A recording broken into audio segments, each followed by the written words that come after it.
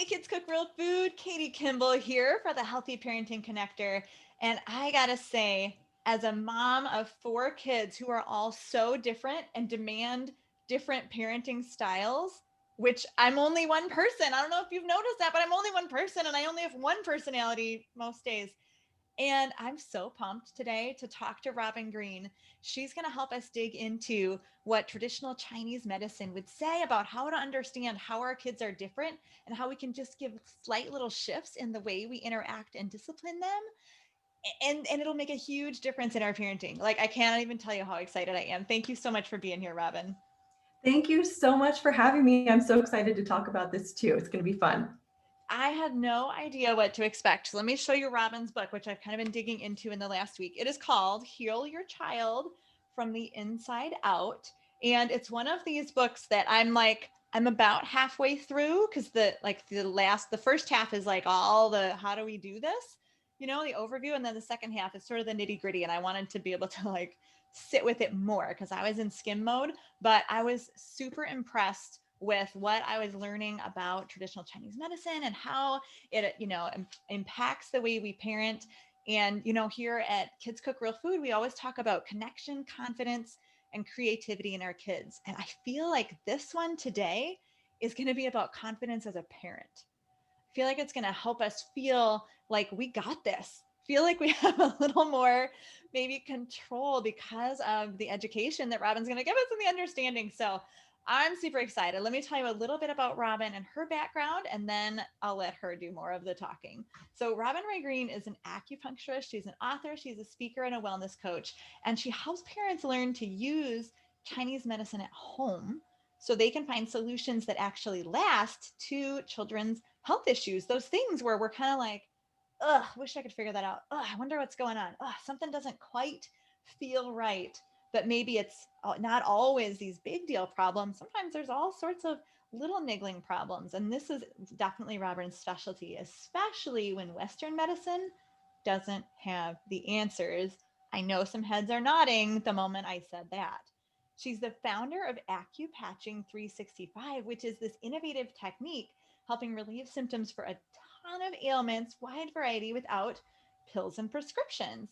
And she's a published Hay House author. The book I just showed you, Heal Your Child from the Inside Out.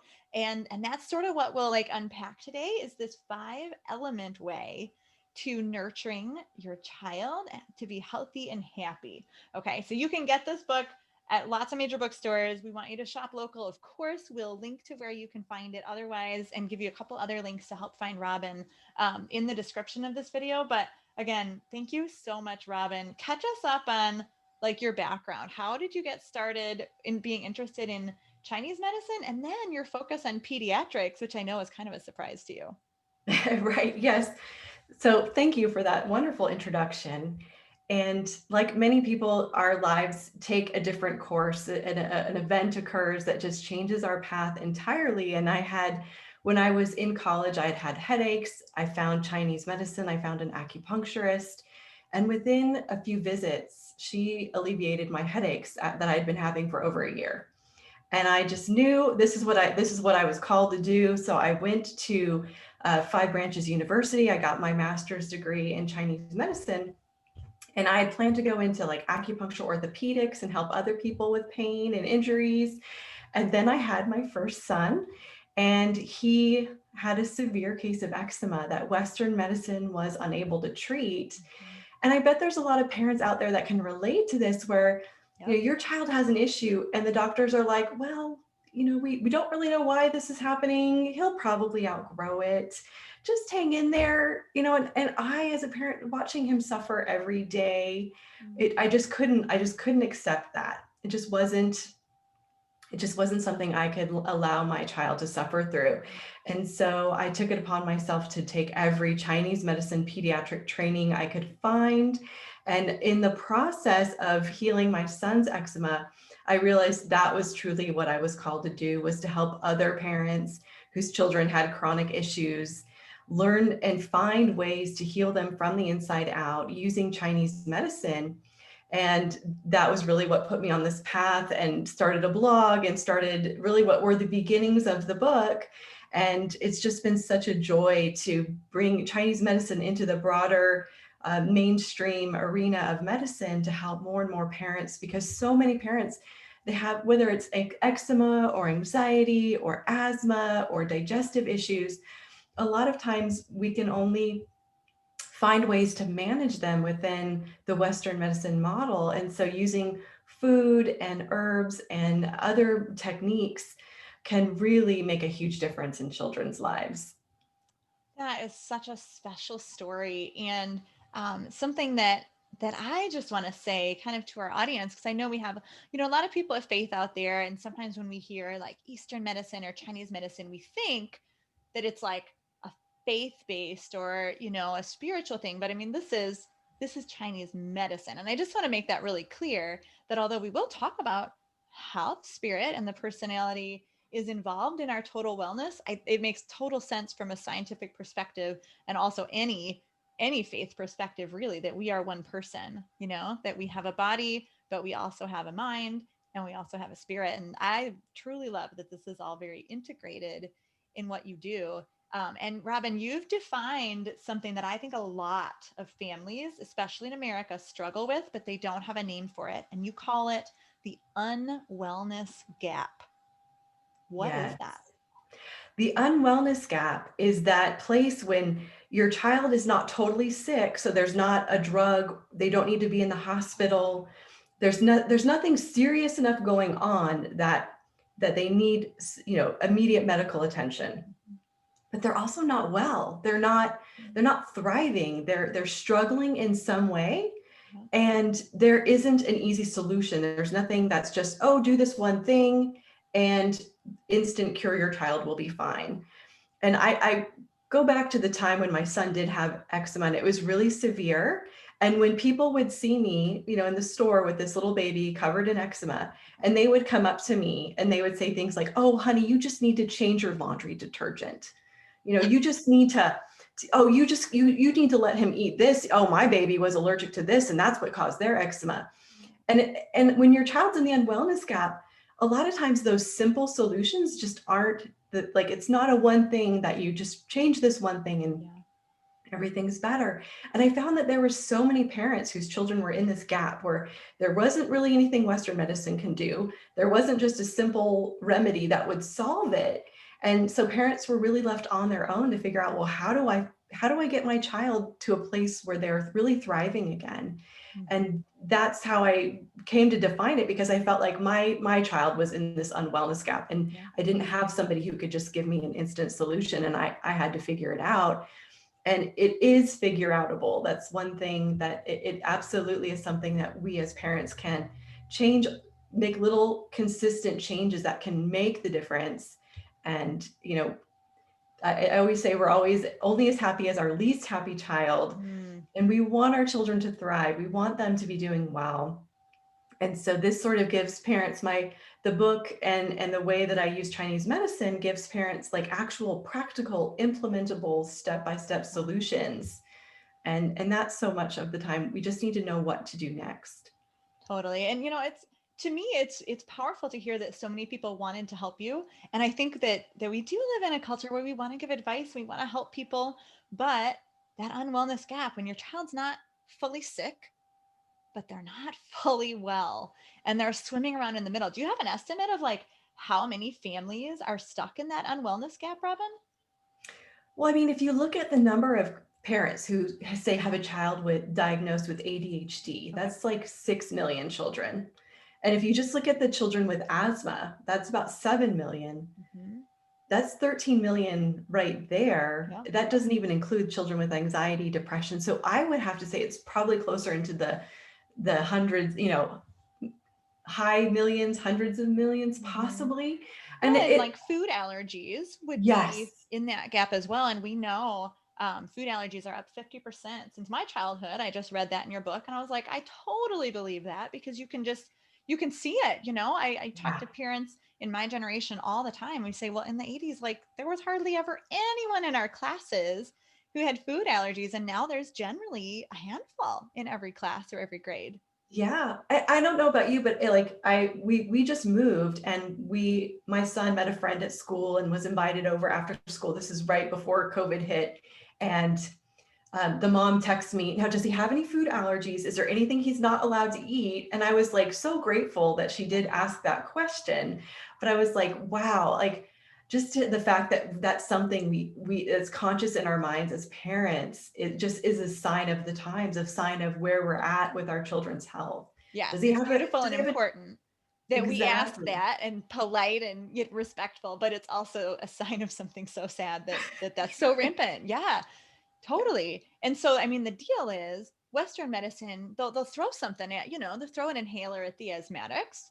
They'll throw a drug at the kids with ADHD, but that's just covering the problem. And your job is digging into that root cause and helping to get rid of the unwellness and get kids to thriving, not just band-aid. Yeah. exactly. That's exactly it. And Chinese medicine really looks at the world, it looks at nature and the ecosystems, and then we take those ideas and we apply them to the human body. So while the language might sound different, like we still have a very methodical and logical way of looking at the body that oftentimes can give us insight because we're looking at it from a different perspective than the linear sort of cause effect model that generally follows with Western medicine, which works well for acute issues, Mm-hmm. right? Where you can identify the issue, you can resolve it with it's an infection, it needs an antibiotic, something like that. Absolutely, we want to use medicine in that way. But for the unwellness gap, that model doesn't always work well because it's not a linear, like, oh, this is the cause, here's the solution. It's often much more complicated.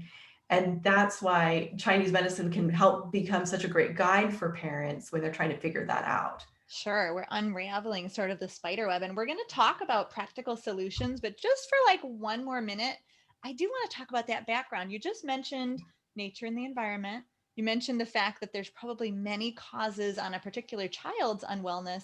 Is there a sort of a theory of the background story of the unwellness gap in general? Like how did we get to this place? Right. I that's something I pondered long and hard, and that actually could have been an entire chapter of my book, but I found it too depressing really to go super deep into it. Yeah, let's just do the sprinkling effect. Yeah, so the sprinkling, I think it's a combination of the fact that our food has changed Yep. so much, right? Like pesticides, GMOs, quality, and we stopped cooking. Like we really we shifted to convenience, which was great, getting dinner on the table, but not so good for our nutrition and for a lot of the chemicals and things that are in prepackaged foods. And then I think we're also exposed to just more chemicals in the environment, Mm. hormones and other things like xenoestrogens and things that can trigger problems. So it's partly environmental, it's partly food. And maybe perhaps even on a genetic level, being exposed to these things over generations Builds. builds, and now we're seeing it even when parents are doing everything right, they're eating organic and they're making their own food and they're doing everything right, we're still seeing children having health issues show up. And so to me that says it's not really about us doing something wrong as it is just an effect of the environment that we're in right now. And but that doesn't mean that it's hopeless or anything. I really feel like it's very fixable. There are definitely things that we can do to offset all of this. It's just we can't necessarily do the same things we've done before. We have to change how we're doing things, and a lot of it really doesn't have to be hard. It's just consistent small steps. Yeah, it's that spider web to unravel and looking at prevention and root cause. I just say my own MD is actually just happens to be an Asian man. He's a totally Western trained MD, but he does just a couple things in like I keep call it the well child checkup, but I suppose it's my Yeah. yearly physical because I'm a grown up.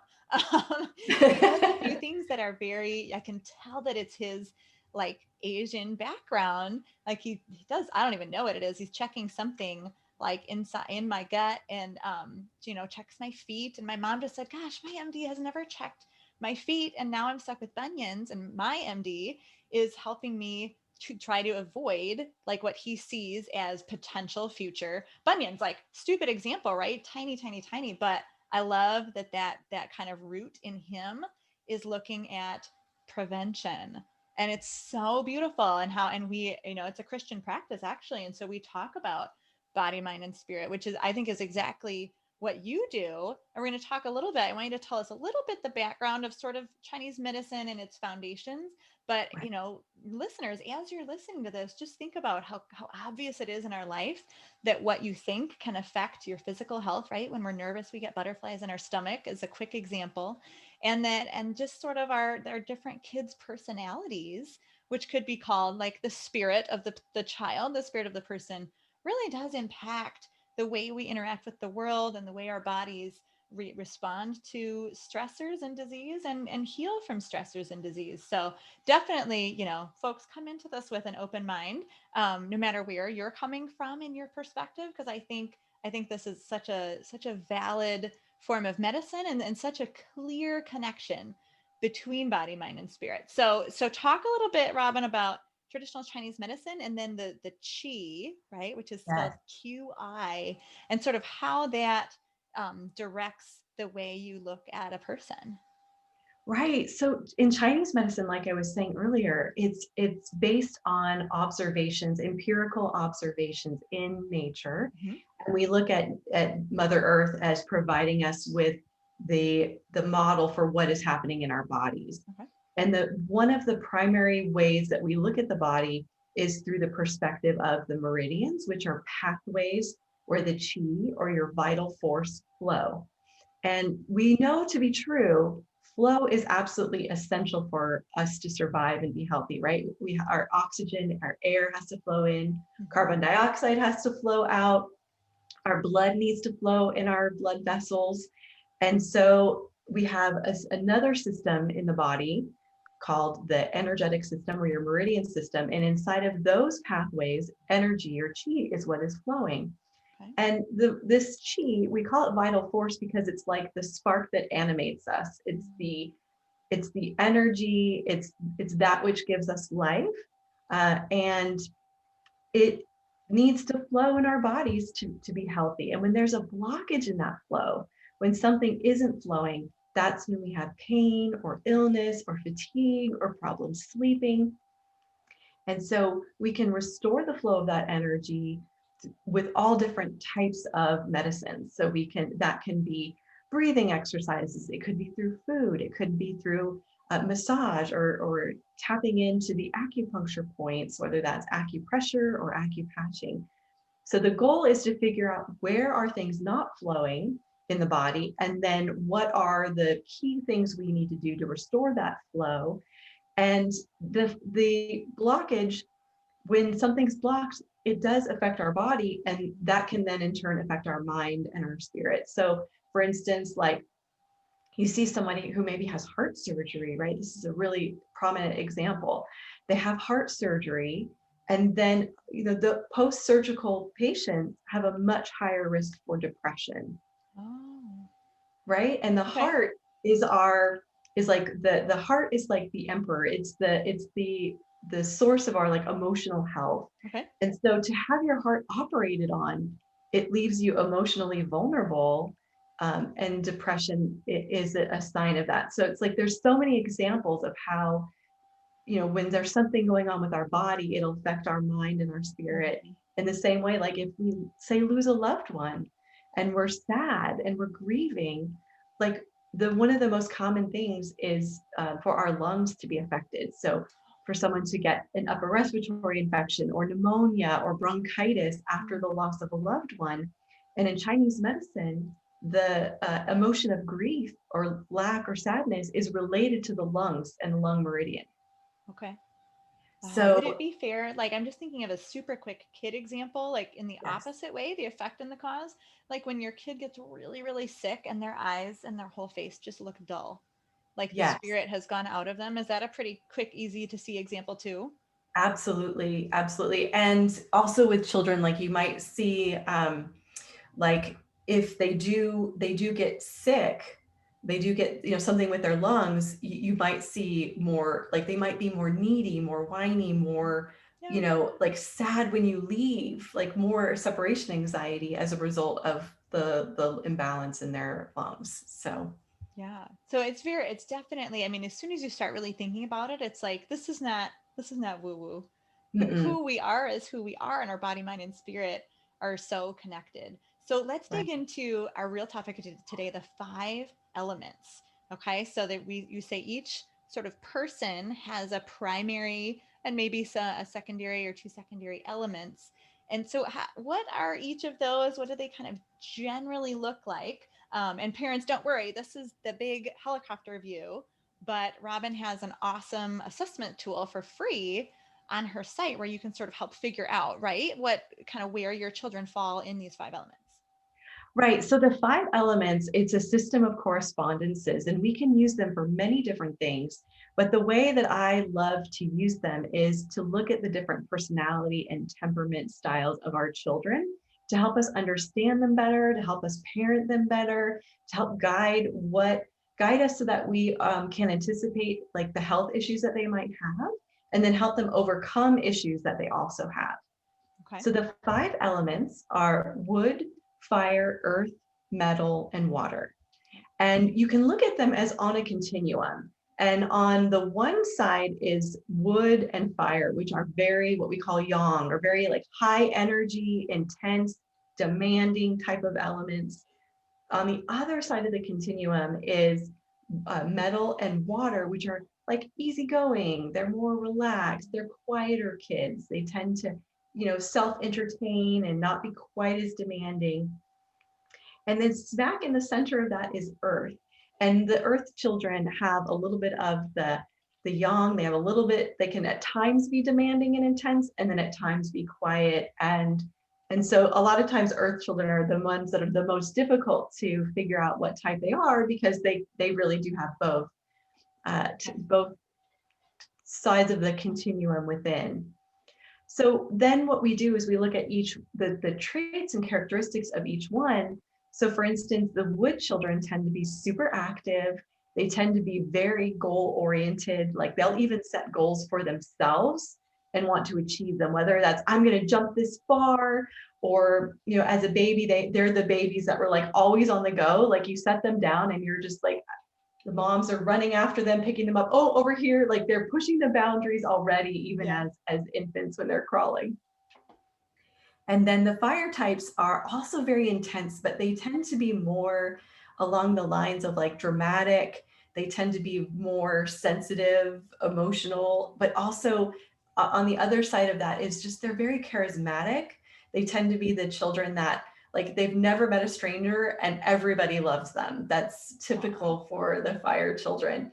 But they also have an intensity to them because they're very curious. They like to touch things.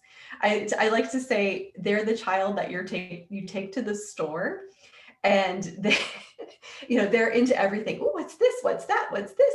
They just want to touch and feel and experience. They're very sensual in that way. And then you go into the earth child, and the earth is like mommy's little helper. As babies, they tend to be more chubby and more round, and like the little Buddha babies, a little, chub everywhere. They're also very like lovable, attractive type of children, but they're not quite as dramatic as the fire types. They tend to be more wanting to help. Okay. Even as like littles, like toddlers, they'll want to help other and be around other children. They are really connected to family and friends. Those connections are really vital for them. But they also tend to worry. They tend to be worriers and tend to worry about their family and other people. And then we move on to metal, and these kids are they're so sweet. They're so well behaved. They need and thrive on routine. They need to have that regularity in their life. It helps give them predictability because they're incredibly sensitive kids. Okay. And so it's important to give them that stability that they need. They tend to be quieter. They tend to be able to entertain themselves and play by themselves. And then we move on to water, which is like the water is, they're such unique children. They're like little innovators, they're like a little bit out of step with the rest of the world, but they have such a unique point of view. They tend to be very imaginative. They tend to be very deep thinkers.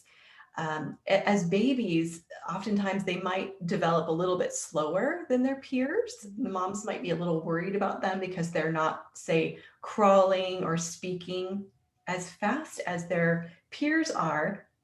But that doesn't mean there's anything wrong with them necessarily. It may just mean that they're waiting. They just surprise their parents. Like all of a sudden they're just talking, like they go from saying nothing to like having conversations practically, those are the kids, the water type.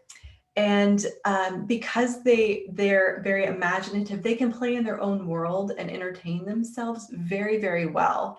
But we also have to be very careful with water types because they're quiet. They can sometimes be left behind because they don't speak their needs. Okay. They don't show the parents or say things maybe even when they should. And we have to make sure that as teenagers and as they get older, that they don't become disconnected and kind of go off into their fantasy world and not connect with family, because that's a risk for them. And so I imagine most parents listening can kind of hear little pieces that you're saying, like, oh, I have one of those. Oh, I have one of those. And maybe you hear a little of both. I'm just going to kind of share a picture of these real quick. And you can just sort of see that progression from wood to water. And I felt like as you're talking, you can almost hear other ways that people describe kids or people, personalities, like the extrovert to the introvert, right? The Myers-Briggs personality test, the Enneagram, all of these tests that give us letters and numbers to describe ourselves. Like this is really, it's in that similar category. It's just ancient. It's just been around so much longer.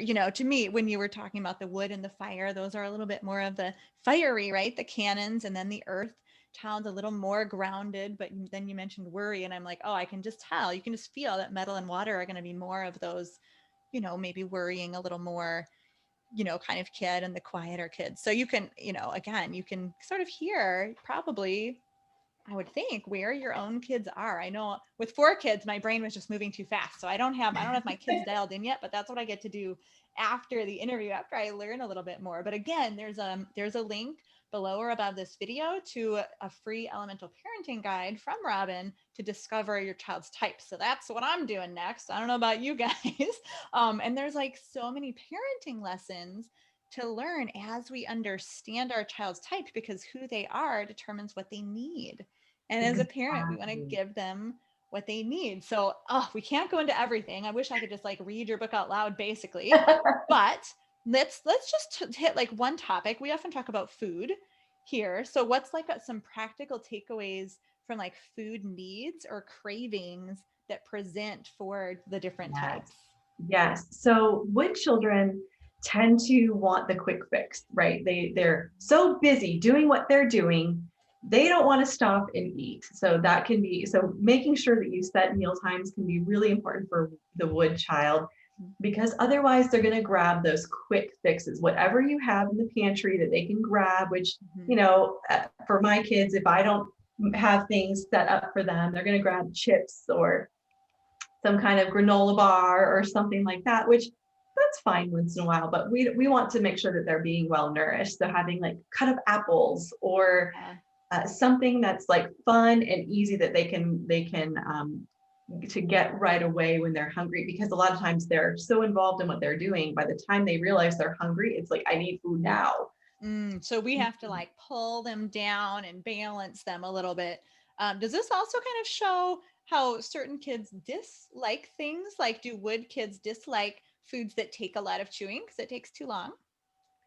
Possibly, perhaps with each child, they're going to show more tendencies towards certain foods and away from other foods. So yeah, if you have to chew and masticate a lot, they might not prefer that food.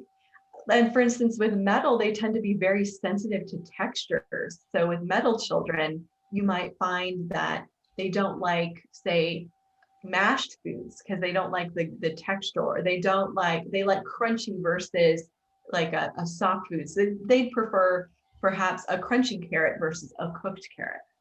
Sure. And if you're a parent, if you're an adult who could care less about texture, because that's not part of your being, like you don't understand why you're like, it's a carrot. A carrot's a carrot. I don't get it.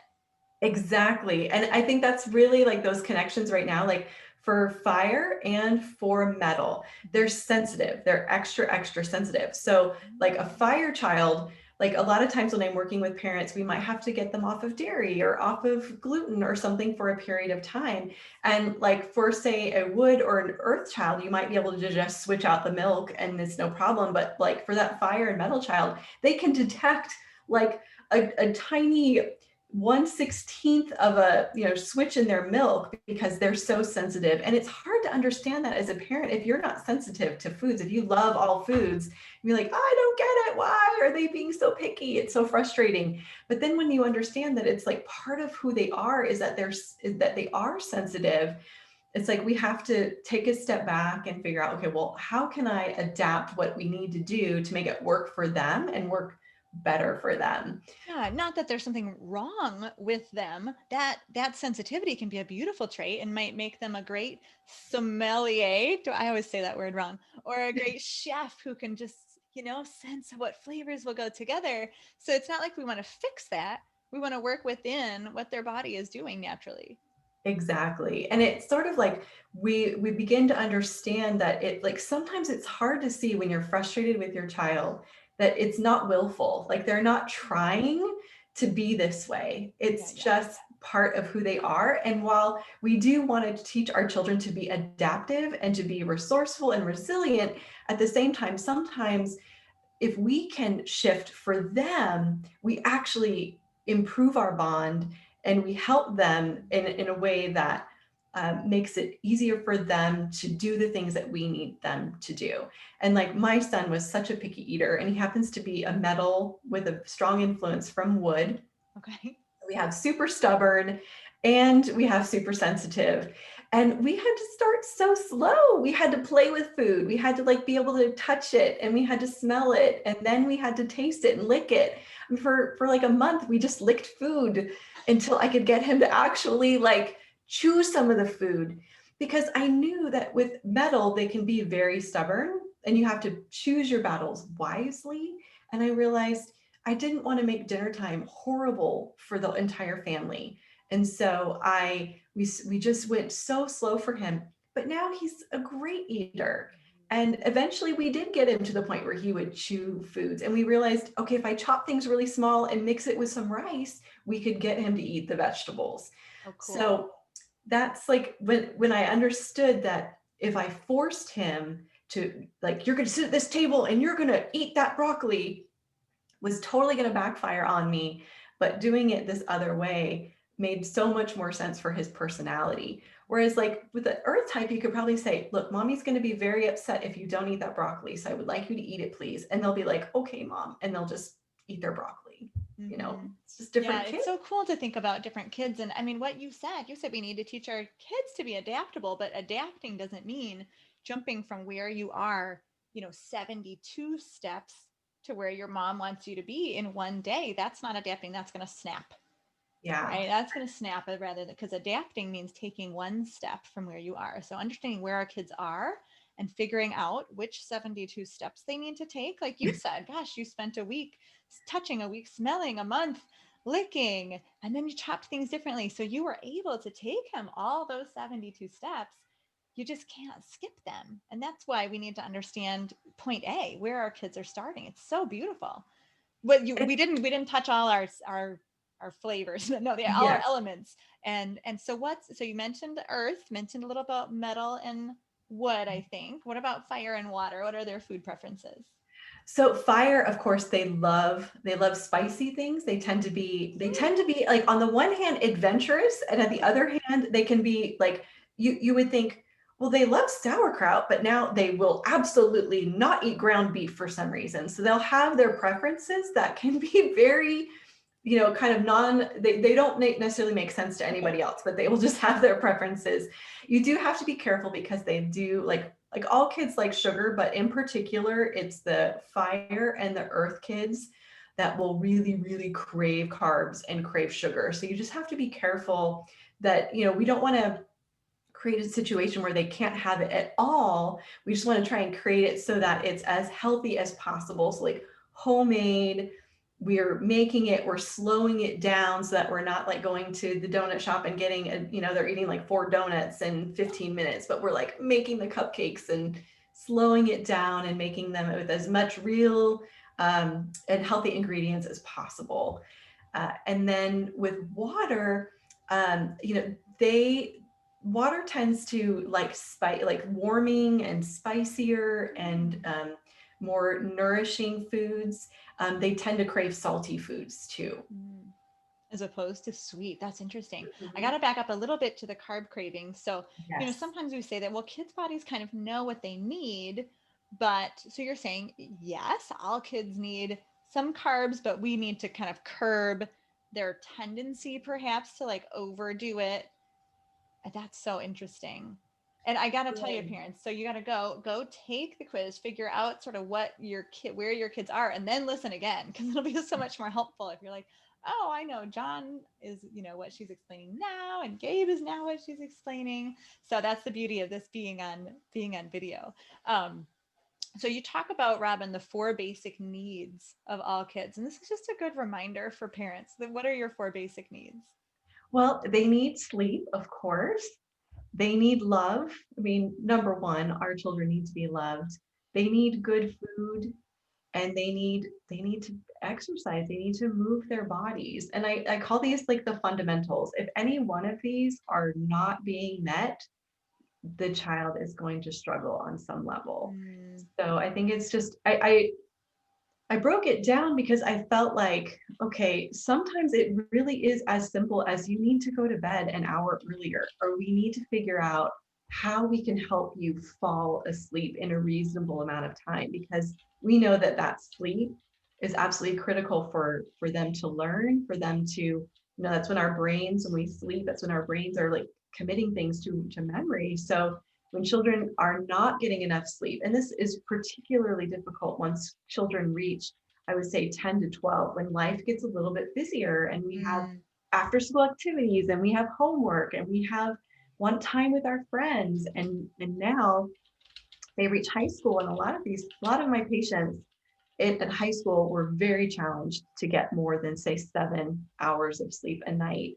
And it's really, teenagers need so much more. They need really 8 to 11, sometimes 12 hours. So and their circadian rhythms are not aligned with our school schedules at all. uh-uh.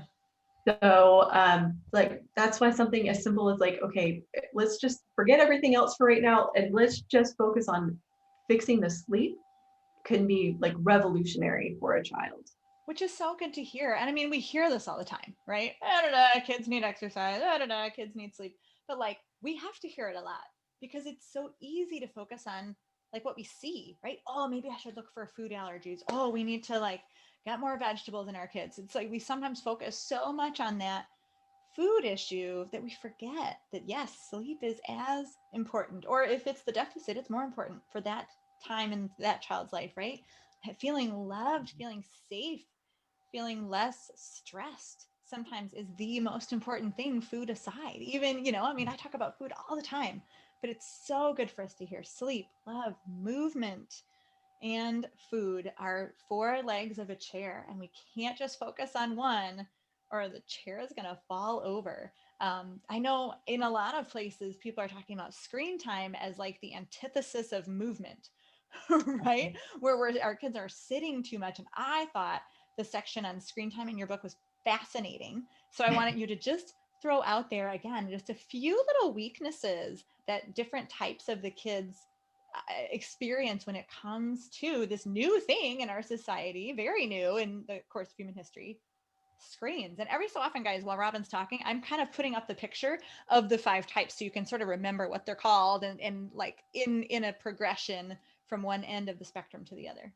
Yes. So wood types tend to be super competitive with video gaming. And sometimes that can be really difficult because they get so competitive that when they lose, they can get angry, they can lash out physically, they can have difficulty letting the game go when they don't win. Fire types tend to also be very addicted to the stimulation. So it's like they need more and more stimulation, more and more stimulation. And it's like they can get to the point where it's like they don't, because they're getting so much stimulation, it's almost like their brain has to reset by having time off from the video game. So fire children tend to be the ones where it's like they may not be able to have screen time during the school week, but they can have it on the weekend when after that stimulation, the parents can get them outside and moving their body to balance the sensory stimulation they're getting to their brain. Earth types tend to worry, they tend to strategize. So like one of the qualities of Earth is to really be able to think of all the different ways and things that will happen with a problem. This can be very excellent. They're fantastic problem solvers because they're like, well, if this, then that, if that, then this. But the problem with that with video games is that they tend to take the video game, even when they're not playing it, and they're thinking about it. They're thinking about what their next move could be. They're thinking about which game they're going to play and how they're going to play it and who they're going to invite and how, like, so they also are ruminating on it, but just a slightly different way. And then metal types tend to, they're also very competitive, but they're also very easily frustrated. So if they're trying to get to the next level, they can hyper focus on it and they like can't stop till they get to that level. Oh my gosh, but I got to do it one more time, one more time, one more time. Okay. And we know the law of diminishing returns, where when you do something so many, like you're fatigued, you have to stop and take a break from it. And then taking that break can actually be very emotional for them. They can be very upset and angry if they have to stop when they're not, they haven't gotten there. And then water types, sometimes for the water types, a little bit of video games can actually be stimulating enough for them that it actually can help them focus, but only a little bit, just a little bit. Isn't that interesting? Like you would think, oh, no, we don't want them to get lost in the imaginary world of the video game, which is really the risk for them. Okay. I would say probably water and wood are more at risk for like the video game addiction, which is very serious and very real. Yes. Like, and it's for parents that are struggling with that. It is, it's something that it's easy to judge, like, oh, well, I would never let my child do this. But it's like any addiction, it's not something that it really is like their brain is getting such a dopamine hit from being on the video games that it is like causing like dopamine dysregulation. So we got to really make sure that those kids have clear limits and boundaries and time away from those video games so they don't get lost in that world, because that world can unfortunately become way more exciting than the real world. Like, well said. And I just love how parenting in all areas of parenting is different for each kid. Like when I hear you say, oh, like the water kid can actually benefit from a small dose of game time, but not a big dose. I just read an article that sort of turned my stomach this weekend, and it was about a parent who just said, I don't think tech rules are important. I just give my child a device and I don't actually even care if they're on it all through dinner.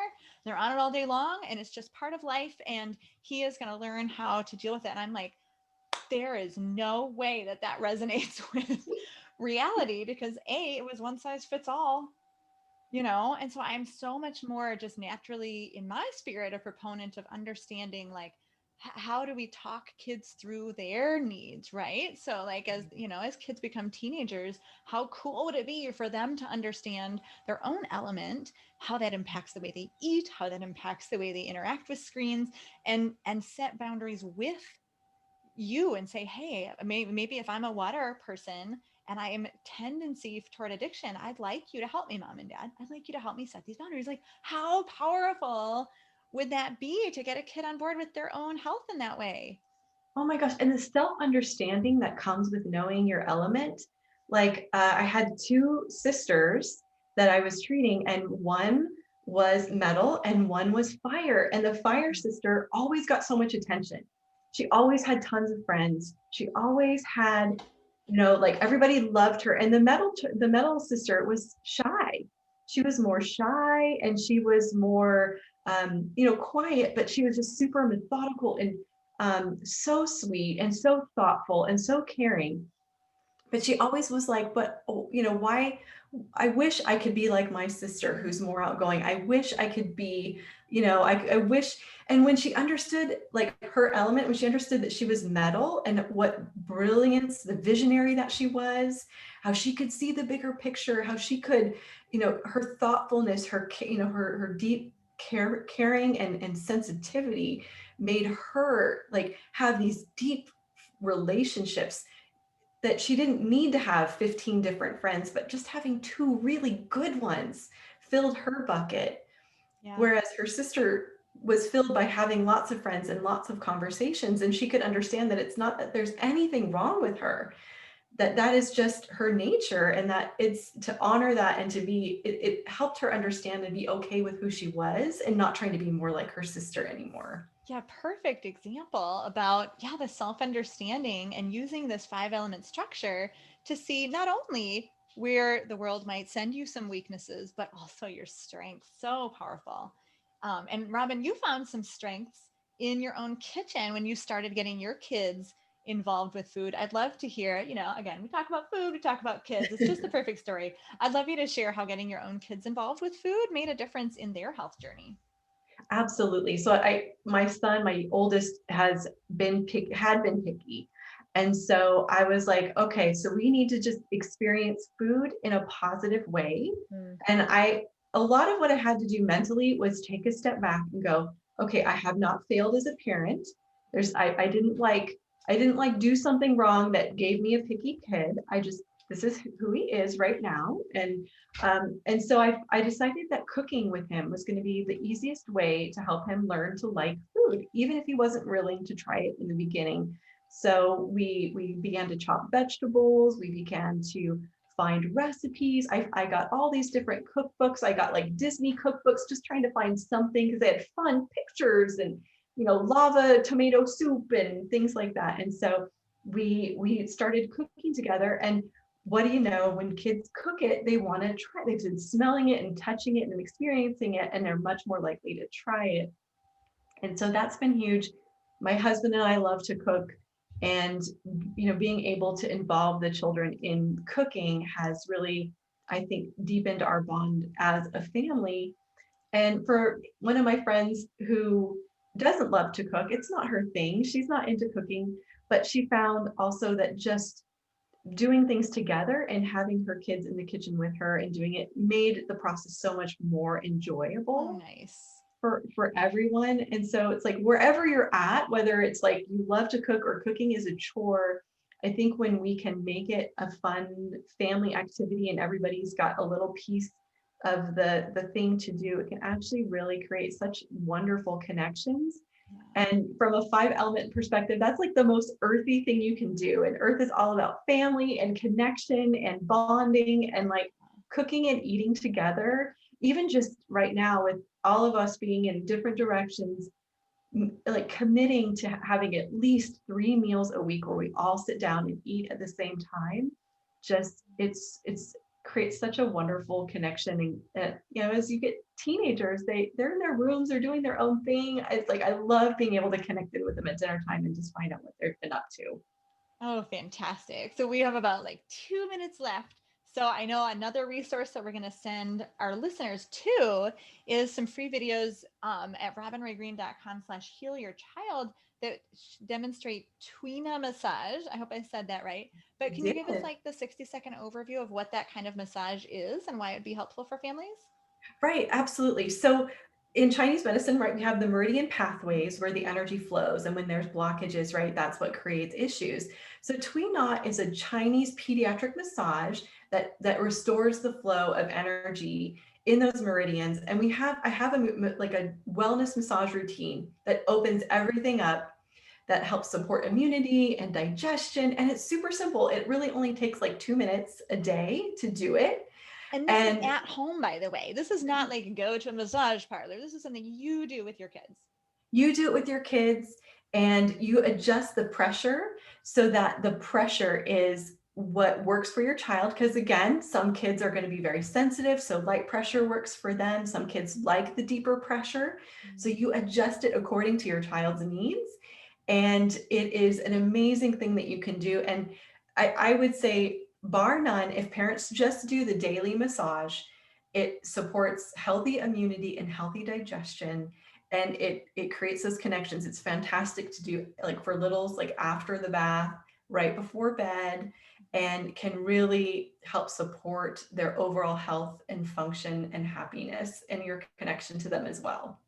That is so cool. And you might have just nailed my last question too, because I always like to, when there's so much information, I always like to leave parents with like, what's the one practical step you can do? Did you just say, you said if you do one thing, it should be Twina massage for 2 minutes? Is that your answer? It should. For children 12 and under, I would say the Twina massage is one of the easiest, simplest things you can do. And your kids will love it. Kids Yeah. love getting massaged. Most of them do anyway. Yeah, that's so cool. So definitely, guys, this is not the end of the interview, because you need to go figure out your child's element at the one free resource linked below, and then learn, watch a couple of free videos and look at that Twina massage and learn that at the other link above or below. So it's just, this is just the tip of the iceberg, really, learning about these elements. But I'm fascinated. Totally going to try to find time among virtual schooling for kids this week to dig into their elements, because I mean, honestly, that's going to help with how they do school too, right? Which ones need the Yes. quieter space, which ones need to move around while they're learning. It's so powerful to understand your kids. Thank you so much for being here, Robin. Thank you so much for having me. This was delightful. And I really appreciate the opportunity to share the 5 elements with your audience. It's awesome. And the Healthy Parenting Connector always strives to connect parents who really want to raise healthy kids. I know that's you guys out there with the experts who have the information you need. And I hope this was as fascinating for you as it was for me. And I will see you next week with a new expert, a new topic, and a new way to connect, build confidence and creativity in your kids. Thanks, everybody.